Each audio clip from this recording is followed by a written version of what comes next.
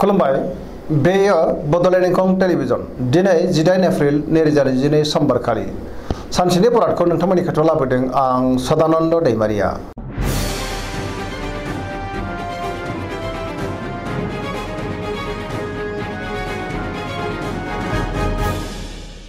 सिगां फरायनो लादों मेष राशि गिबि हांखो अ ल दिनैनि साना जोबोर मोजां बहाबा हान्थिनो खाबु फैनो हागौ मावनो लानाय खामानिखौ थि समावनो आरो गोरलैयैनो मावफुंनो हागोन गोसोखौ दिनै जोबोर गोजोननाय मोनगोन मोनफ्रोमबो बिथिङावनो दिनै जाफुंसारगोन देहाया मोजाङै थागोन हरखाबै बहानिफ्रायबा मोजां खौरां फैनोबो हागौ रांखावरियाव दिनै जोबोर मोजां गोबां धोन आरजिनो हागोन आयाबो बांगोन बेफार फालांगियाव मोजां मुलाम्फा मोननो हागोन सोरबा आगुनि लोगोजों बहाबा लोगो मोननानै गोसोखौ दिनै जोबोर गोजोननाय मोनगोन न'खराव दिनै अनलायनाय फैगोन बिमा बिफानि अननाय आरो बोरखौ मोननो हागोन बिदा फंबायजों मोजां सोमोन्दो थागोन बहाबा थांनांगौब्ला जोबोर मोजां आरो मोजाङैनो हान्थिनोबो हागोन गुबुननि गोसोखौ गोरलैयैनो बोनो हागोन गोसोनि बोलोआ दिनै बांगोन समाजावबो गोबां मान मोननो हागोन लाइमोनफ्रा जोबोर रमान्टिक जागोन आरो गोसोखौ जोबोर गोजोननाय मोनगोन गोसोनि साननायफोरखौ फोरमायलायनोबो हागोन फरायसाफ्रा फरायनायाव गोसो दुंखांगोन आरो मोजां फिथाइ मोननोबो हागोन।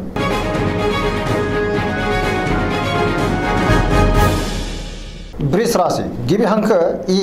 उ ब दिनैनि साना मोजां आरो गाज्रिनि गेजेरजों बाबेनलांगोन गोबां खामानि मावनो गोसो दुंगोन नाथाय अब्लाबो गोबां खामानियावनो जाफुंसाराबो जानो हागौ गोदान सानखांनो रोंनाय नङा गोसोखौ दिनै जोबोर उसुखुथु मोनगोन गोजोननि आंखाल जानो हागौ गोसोनि बोलोआ लोरबां जागोन मावनो लानाय खामानिखौ मावफुंनो गोब्राब जागोन समाजाव नाथाय मान मोनगोन रांखावरियाव बारा मोजां नङा गोबां धोन खहा जानांनो हागौ बेफार फालांगियाव मोजां नङा आयनिख्रुइ खरसायासो बांसिन जागोन न'खराव बिसि फिसायनि गेजेराव अननानै फैगोन देहाया मोजाङै थागोन गुबुननि हेफाजाबखौ लानांगोन जायखि खामानि मावा मानो मोनफ्रोमबो खामानियावनो माबा नङा माबा मोनसे हेंथा नुजानो हागौ लाइमोनफोरनि गोसोआ दिनै जोबोर रमान्टिक जागोन आरो गोसोनि साननायखौ फोरमायलायनोबो हागोन।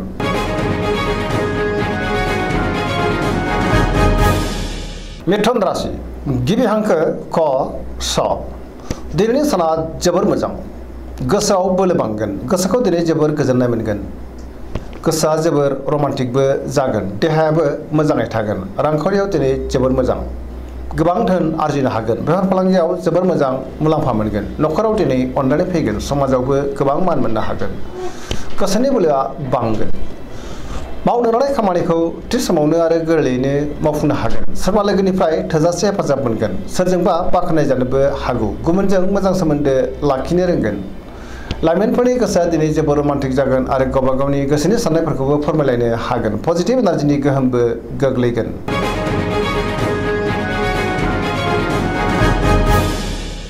कर्कट राशि गिबि हांखो ड ह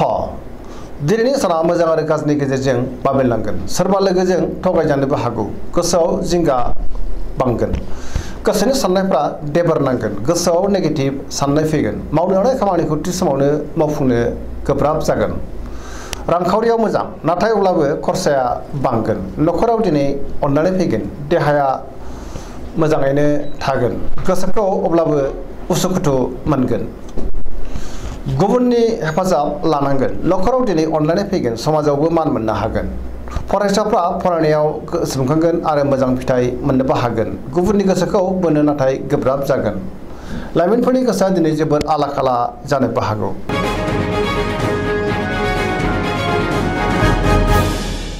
सिंह राशि गिबि हांखो म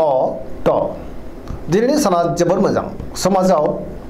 मान मोनगोन बयजोंबो अनजागोन आरो अनसायजागोन गोसोआव गोग्गो आरो गोथों साननाय फैगोन गियाननि आंखाल जानाय नङा मोनफ्रोमबो खामानिखौनो दिनै मोजाङैनो मावफुंलांनो हागोन गोबां मोजां खाबुबो फैनो हागौ मावनो लानाय खामानिखौ थि समावनो मावफुंनो हागोन सोरबा लोगोनिफ्राय थोजासे हेफाजाब मोनगोन बहाबा दावबायहैनो खाबु मोननोबो हागौ रांखावरियाव दिनै जोबोर मोजां गोबां धोन आरजिनो हागोन आरो मोननो हागोन बेफार फालांगियावबो जोबोर मोजां मुलाम्फा मोनगोन गोसोनि साननायखौ दिनै गुबुननो फोरमायनोबो हागोन न'खराव बिसि फिसायनि गेजेराव अननानै फैगोन बिदा फंबायजों मोजां सोमोन्दो थागोन समाजावबो मान मोननो हागोन गुबुननि गोसोखौ दिनै गोरलैयैनो बोनोबो हागोन देहायाबो मोजाङैनो थागोन गुबुननि थाखाय गोबां मोजां खामानि मावनानै होनोबो हागोन पजिटिभ एनार्जिनि गोहोम गोग्लैगोन।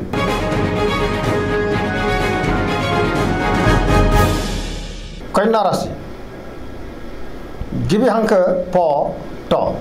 दिनैनि साना जोबोर मोजां गोसोआव पजिटिभ साननाय फैगोन गोथों आरो गोग्गो साननो रोंगोन गियाननि आंखाल जानाय नङा रांखावरियाव दिनै जोबोर मोजां गोबां धोन आरजिनोबो हागोन बेफार फालांगियावबो जोबोर मोजां मुलाम्फा मोननो हागोन देहाया दिनै मोजाङैनो थागोन गोबां मुंदांखा सुबुंजों लोगो मोनज्लायनोबो हागौ न'खराव दिनै अनलायनाय फैगोन गोबां खामानियाव मुखुबबो थागोन सोरजोंबा बाख्नाय जानोबो हागौ मावनो हानाय खामानिखौ थि समावनो आरो गोरलैयैनो मावफुंनो हागोन पजिटिभ एनार्जिनि गोहोमबो गोग्लैगोन लाइमोनफ्रा जोबोर रमान्टिक जागोन आरो गावबा गावनि गोसोनि साननायखौ फोरमायलायनोबो हागोन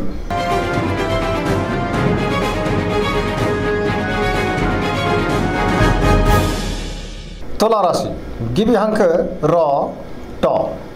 दिनैनि साना जोबोर मोजां गोसोनि बोलोआ बांगोन गोसोनि साननायफ्रा मोगथाङाव जाफुंगोन मावनो हानाय खामानिखौ थि समावनो आरो गोरलैयैनो मावफुंनोबो हागोन देहायाबो मोजाङैनो थागोन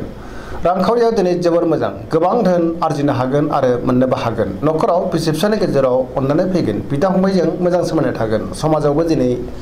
बयजोंबो अनजागोन आरो अनसायजागोन बेफार फालांगियाव गोबां मोजां मुलाम्फा मोननो हागोन गुबुननि गोसोखौ गोरलैयैनो बोनो हागोन लोगोफोरनि हेफाजाबबो मोननो हागोन गोदान थांखि लानो रोंगोन सेंग्रा सिख्लाफोरनि गोसोआ दिनै जोबोर रमान्टिक जागोन आरो गावबा गावनि गोसोनि साननायखौ फोरमायलायनोबो हागोन पजिटिभ एनार्जिनि गोहोमबो गोग्लैगोन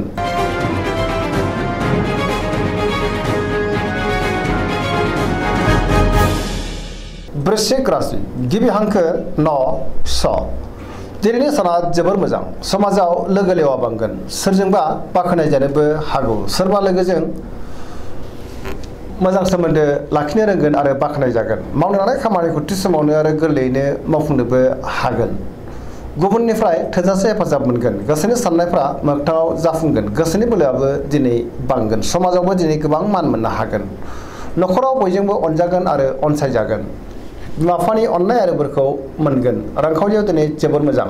नाथाय अब्लाबो खरसायाबो बांगोन बेफार फालांगियाव जोबोर मोजां मुलाम्फा मोनगोन देहायाबो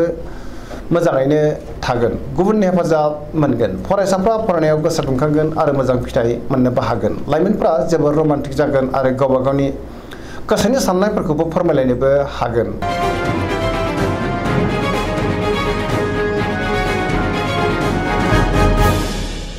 धनु राशि गिबि हांखो ढ फ भ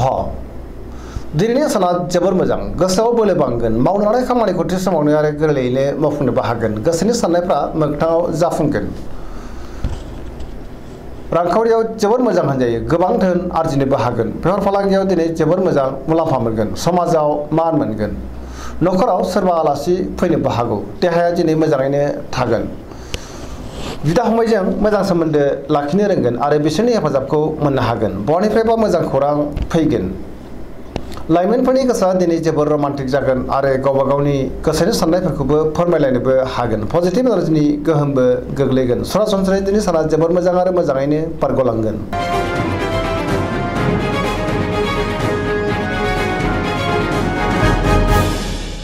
मकर राशि गिबि हांखो ख ज दिनैनि साना जोबोर मोजां गोसोनि साननायफ्रा जाफुंगोन सिगांनि बबेबा आद्रा खामानिखौबो दिनै गोरलैयैनो मावफुंनो हागोन रांखावरियाव जोबोर मोजां आयाबो बांगोन मोननो गोनांखौबो दिनै मोननो हागोन आरजिनाय धोनखौबो दोनथुमनो हागोन बेफार फालांगियाव दिनै जोबोर मोजां मुलाम्फा मोननो हागोन गुबुनजों मोजां सोमोन्दो लाखिनो रोंगोन बहानिफ्रायबा मोजां खौरां फैनोबो हागौ सिगांनि बबेबा आद्रा खामानिखौ दिनै गोरलैयैनो मावफुंनो हागोन गोदान खामानियाव आखाइ होजेननोबो हागोन न'खराव दिनै बिसि फिसायनि गेजेराव अननानै फैगोन बिदा फंबायजों बाख्नाय जागोन आरो बिसोरनि हेफाजाबखौ मोननो हागोन सेंग्रा सिख्लाफ्रा गावबा गावनि गोसोनि साननायखौ फोरमायलायनो हागोन आरो गोसोआबो दिनै जोबोर रमान्टिक जागोन फरायसाफ्राबो फरायनायाव गोसो दुंखांगोन आरो मोजां फिथाइ मोनगोन सरासनस्रायै दिनै साना जोबोर मोजां आरो मोजाङैनो बारग'लांगोन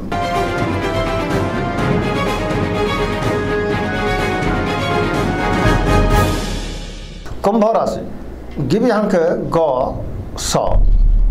दिनैनि साना जोबोर मोजां गोसोखौ दिनै जोबोर गोजोननाय मोनगोन मावनो हानाय खामानिखौ थि समावनो आरो गोरलैयैनो मावफुंनोबो हागोन बहानिफ्रायबा मोजां खौरां फैनो हागौ समाजावबो दिनै मान मोनगोन जेरावबो जाफुंसारगोन मोनफ्रोमबो खामानिखौनो दिनै मावफुंनो हागोन गोबां मुंदांखा सुबुंजों लोगो मोनज्लायनो हागौ रांखावरियाव दिनै जोबोद मोजां बहानिफ्रायबा गोबां धोन मोननो हागोन देहाया मोजाङैनो थागोन न'खराव अनलायनाय फैगोन सुथुरखौ गोरलैयैनो फेजेननो हागोन गुबुननि हेफाजाब मोनगोन बिमाफोरनि अननाय आरो बोरखौबो दिनै मोननो हागोन बहाबा दावबायहैनो खाबु मोननोबो हागौ पजिटिभ एनार्जिनि गोहोम गोग्लैगोन लाइमोनफ्रा जोबोद रमान्टिक जागोन आरो गावबा गावनि गोसोनि साननायखौबो फोरमायलायनोबो हागोन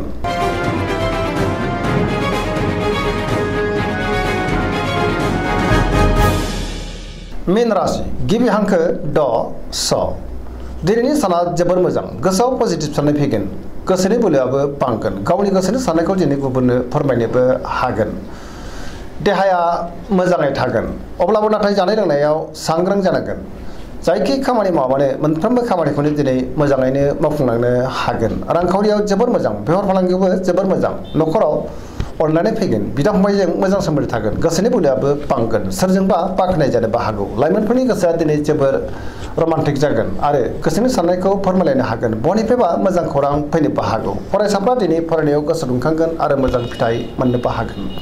पजिटिभ एनार्जिनि गोहोमबो गोग्लैगोन गोसोनि साननाय आरो लुबैनायफ्रा मोगथाङाव जाफुंगोन सरासनस्रायै दिनै साना जोबोर मोजां आरो मोजाङैनो बारग'लांगोन